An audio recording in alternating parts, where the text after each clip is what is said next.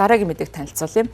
Иранд үргэлжилж байгаа дайн байлдааны үйл ажиллагаатай холбоотой газрын тосны тасалдал үүсэж байгаа. За мөн энэхүү одоос шалтгаалнаас үүдэн хунцар одоо боловсруулахад гол түүхий ид болдог. Түүхий ид нь бол тасалдах магадaltaй гэсэн ийм болгоомжл Өмнөд Солонгост үүсэж байгаа. За үүнтэй холбоотойгоор ард иргэдийнхэн зүгээс хогны уутыг ихээр худалдан авч байгаа. За тус усад хогны уутны борлуулалт тэр чигтээ бараг дууссан ийм байдалтай байгаа юм байна.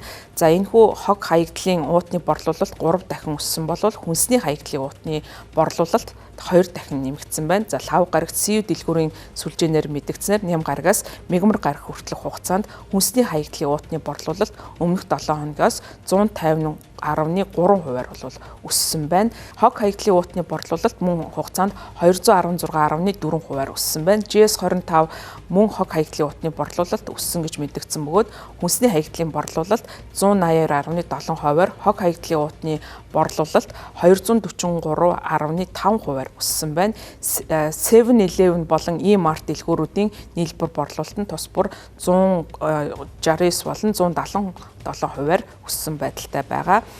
Хунцар бүтээгдэхүүн хоримтлуулах шинж тэмдэг 3 дугаар сарын дундуур илэрчилсэн. За энэ цаг үеийн ормосын хоолойг хаасантай холбоотойгоор тасалдал, газрын тосны нийлүүлэлт болон улмаар нафтагийн нийлүүлэлт нөлөөлнө гэсэн нефт химийн салбартай холбоотой төгшүүр нэмэгдсэнтэй холбоотойгоор давхцаж үүссэн. За хүнсний хог хаягдлын уут болон стандарт хогны уутны эрэлт энэ сарын ихээр ихэнх дэлгүүрүүдэд бараг өөрчлөгдөөгүй хэвээр байсан ч гэсэн 3 дугаар сарын 15-наас 2 оронтой тоогоор өсөж эхэлсэн байна. СИУ дээр хүнсний хог хаягдлын борлуулалт 3 дугаар сарын 15-наас 21-ний хооронд өмнөх 7 хоногоос 13.8%-аар өссөн бол хогны уутны борлуулалт 21.3%-аар өссөн. Мөн энэ хугацаанд GS25-д хүнсний хаягдлын уутны борлуулалт 20.6%-аар, хогны уутны борлуулалт 9%-аар өссөн. 7-Eleven болон E-Mart-ийн борлуулалт мөн 2 оронтой тоогоор өссөн гэсэн ийм мэдээллүүдийг танилцуулж эхэлсэн. За ерөнхийдөө паник худалдаа авалт буюу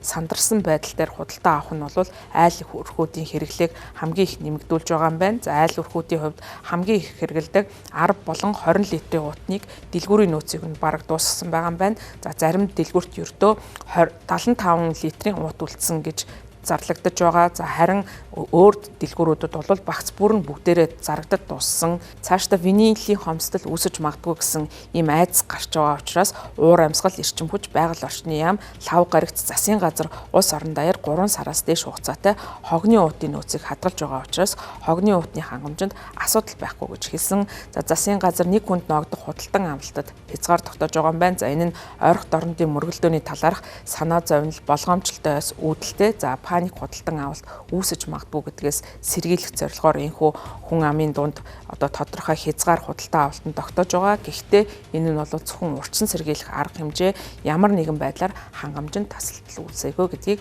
бүгд найрамд Солонгос улсын засгийн газраас ард иргэдтэй хамтан анхааруулж байгаа юм байна.